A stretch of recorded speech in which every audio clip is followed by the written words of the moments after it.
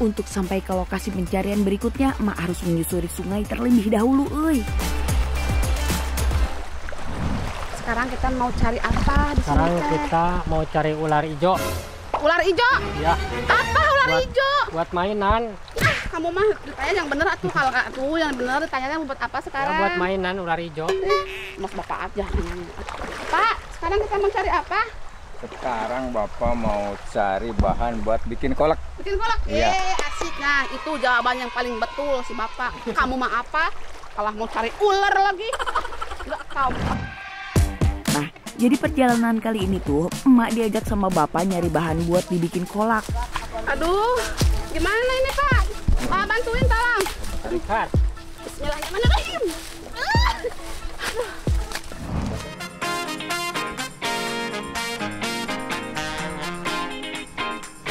Ini dia buah yang kita cari nih. Oh, ini mah yang suka dibuat pulang kaleng ya Pak? Iya, kalau bahasa Sundanya mah sangkaleng. Sangkaleng? Iya, atau buah saruluk. Oh, jadi buah yang bapak maksud itu kolang-kaling. Nah, kolang-kaling sendiri sebenarnya adalah daging pohon buah aren. Pohonnya tinggi banget nih, kayaknya harus pakai tangga ngambilnya. Cari tangga dong. Gimana nih cari tangga? Ada, siap saya bawa nanti. Bawa? Ya.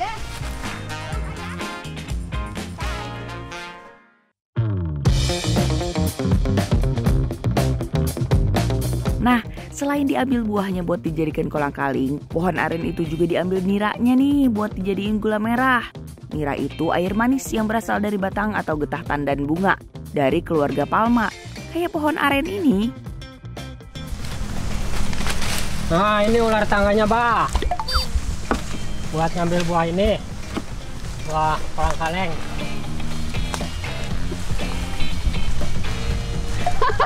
Wah, tangga tuh, Bah. Aduh, udah capek-capek bawa ular tangga malah nggak dipakai. Malah pakai gantar. Tuh kan, dari tadi suka nggak bener nih si Adani kalau ditanya teh. Jadinya dikerjain sama bapak. Rasain tuh Adani. Buahnya deh. Sini. Tanggap. Enggak.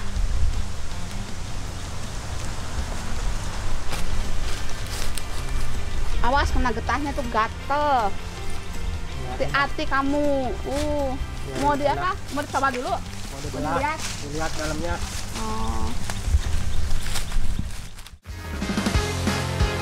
Oh iya Sadayana, hati-hati ya kalau mau motong buah yang masih mentah kayak gini. Soalnya kalau kena getahnya kulitnya bisa gatel banget. Nah kayak gini nih penampakan daging buah aren yang bakal kita olah jadi kolang-kaling. Beruntung banget dapat satu pohon langsung dapatnya yang muda. Cocok banget ini, cukupan. Buat dibikin kolang-kaling, kita harus cari buah yang masih muda karena tekstur dagingnya lebih empuk dan kenyal. Jadi rasanya makin enak saat dibikin kolang-kaling. Dan beruntung banget nih, emak langsung dapat buah aren yang muda. Ayo Pak, pulang Pak. Aku yang bawa terajanya Pak. Bapak yang gotong sama si AA. Ayo. Gotong kolang-kalingnya. Nah.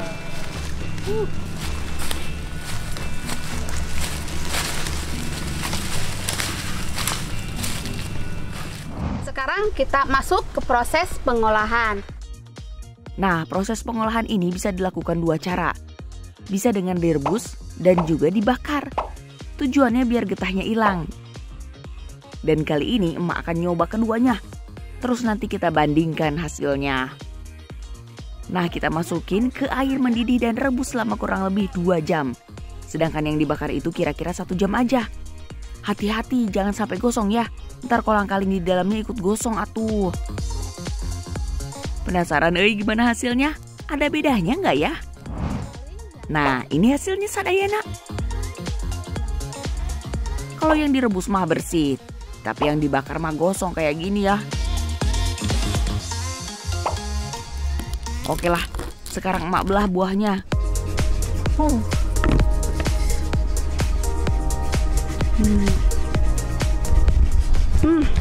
Kalau yang dibakar lebih wangi. Ternyata yang dibakar lebih wangi, euy. Sekarang emak keluarin dari cangkangnya satu persatu. Nah, setelah dicongkel kayak gini, lalu digeprek satu persatu. Setelah digeprek, direndam pakai air beras selama 3 malam. Tapi jangan khawatir, nggak usah nunggu 3 malam ya, karena udah punya yang udah jadi. Tuh. Direndam 3 malam pakai air beras itu untuk menghilangkan rasa dan aroma asam kolang-kaling. Terus juga bikin kolang-kaling jadi lebih bersih dan kenyal. Mau bikin yang manis-manis, yang satunya kolak, yang satunya lagi sirup. Tuh, ada kelapa mudanya lagi. Yang pertama, emak mau bikin kolak dulu. Emak biasa pakai tambahan singkong. Singkongnya direbus dulu sampai empuk. Kalau singkongnya udah empuk, masukin gula merah sama kolang-kalingnya. Tunggu kira-kira 5-10 menit. Yang terakhir, masukin santannya deh. Nah, lanjut mau bikin sirup. Cara bikinnya gampang banget. Masukin cincau, kelapa muda, agar-agar, terus kolang-kalingnya deh. Tambahin juga es batu biar tambah seger. Terus kasih sirup dan kental manis secukupnya. Kolang-kaling mah bisa dibikin macam-macam. Tinggal disesuaikan aja tuh sama selera masing-masing. Yang penting mah dapat manfaatnya. Kolang-kaling kayak serat, jadi sangat bagus untuk kesehatan pencernaan. Kandungan fosfor dan kalsiumnya juga loba pisan. Bisa cegah pengeroposan tulang. Sirup sama kolak udah jadi. Walaupun kelihatannya sederhana, tapi dijamin mantap rasanya.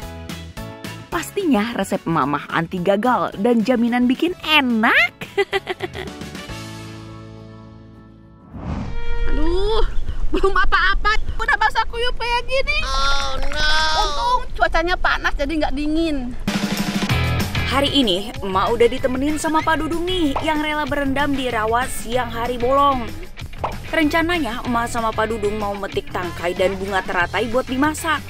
Emak lagi pengen makan sayur dari tangkai dan bunga teratai, euy. Kabita dari kemarin. Sadayana, siapa nih yang udah pernah nyobain tangkai bunga teratai? Kita harus petik yang masih muda ya, kayak gini. Jadi batangnya tuh masih muda, bunganya masih muda.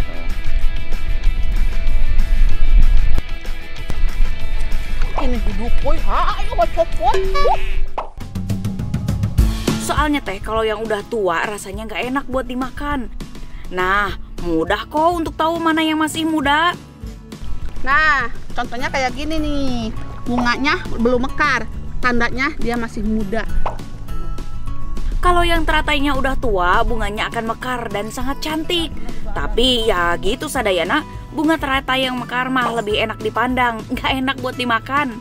Nah, bunga teratai ini biasa ditemukan di perairan tenang kayak empang, rawa, atau danau. Meskipun airnya kotor, teratai bisa tumbuh dengan baik. Bunga teratai juga tumbuh subur di daerah tropis dan subtropis. Makanya di Indonesia teratai bisa tumbuh sangat baik. Mak denger-dengar bunga teratai teh udah ada yang membudidayakannya di daerah Buleleng, Bali. Buat masyarakat Hindu di Bali, bunga teratai menjadi simbol alam semesta, niat suci, kedamaian, dan kemakmuran. Pantas saja di sana teratai menjadi bunga yang diistimewakan. Oh iya, kadang masih banyak juga yang suka ketukar antara bunga teratai sama bunga seroja. Meskipun sama-sama hidup di air, tapi keduanya beda loh. Kalau teratai itu daunnya mengapung di air, batangnya ada di tengah daun, dan bunganya berbentuk lancip. Sedangkan seroja itu daunnya nggak mengapung di air, batangnya menjulang tinggi dengan kelopak bunga yang bulat dan besar. Ah, kayaknya udah cukup nih. Udah ya, banyak. Ayo kameramen, kita langsung masak aja. Ayo. Sebelum masak, mau ganti baju dulu ya.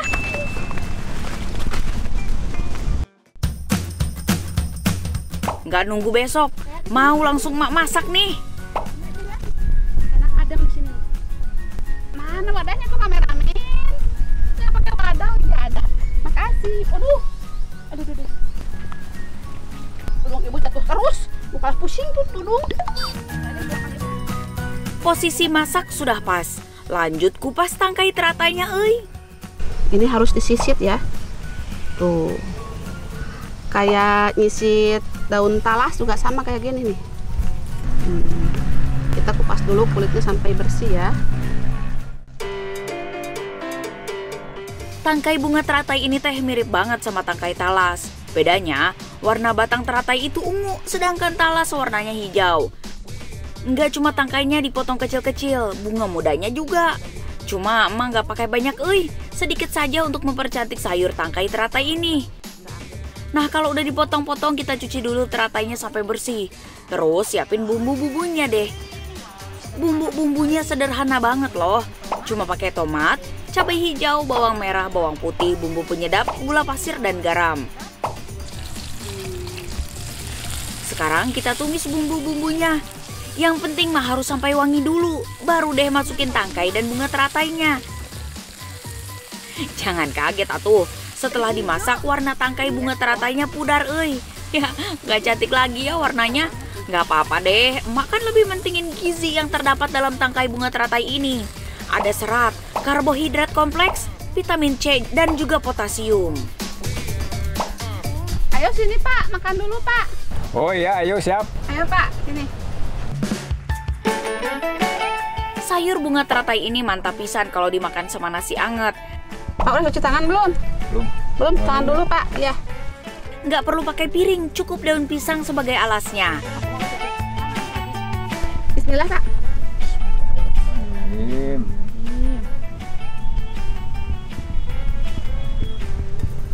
Gimana Pak rasanya Pak? Enak banget. Enak?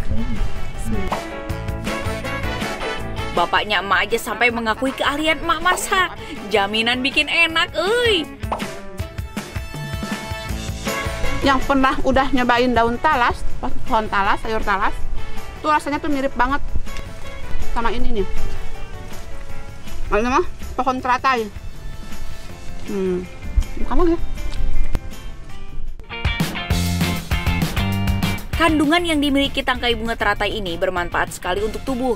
Di antaranya untuk menurunkan gula darah dan kolesterol dan mengatur tekanan darah. Nggak heran dari dulu banyak orang yang mengonsumsi teratai ini. Very very nice.